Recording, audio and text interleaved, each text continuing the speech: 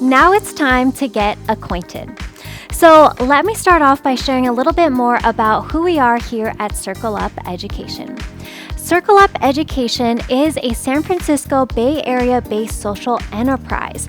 And what we do is we provide training, coaching, and consulting to cities, schools, nonprofits, and many other regional centers in these 5 areas related to lawful diversity, equity, and inclusion. Meaning all of the diversity and equity and inclusion support that we provide is in compliance with the Civil Rights Act of 1964 and the principles of meritocracy and equal opportunity. We also provide restorative practices, training and implementation, professional and skill development, HR, DEI, and leadership consulting, as well as Cultural Competency 2.0. So in regards to logistics, what you should know about our training and our course today is that this course is about 1 hour long. So the time is going to just fly by, but it may be faster or slower depending on the amount of pauses and breaks that you take in between. And for your course, the training materials are directly embedded in each lesson, so no need to scrounge around for other resources and materials because it's all here for you.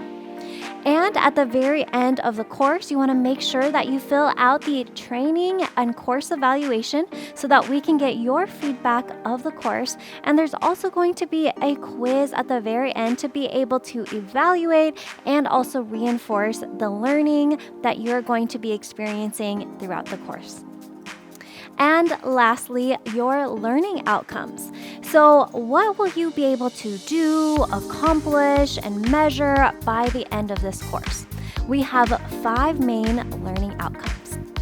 So learning outcome number 1 is that you will be able to define cultural humility, cultural individualism, as well as traditional cultural competency versus advanced cultural competency, or what we're going to be calling Cultural Competency 2.0. Learning outcome number 2 is that by the end of this course, you'll also be able to recognize how cultural threads such as values, norms, and communication styles and identities influence client and family engagement. And learning outcome number 3, by the end of this course, you'll also be able to identify common language and communication challenges and choose accessible strategies to support understanding and trust.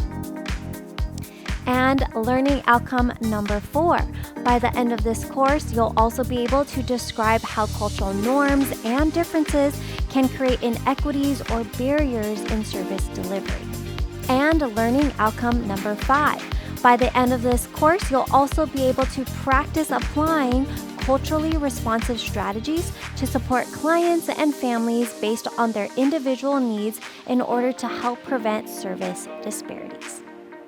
So now that we've covered your learning outcomes, let's go ahead and move on to our first section called What is Culture?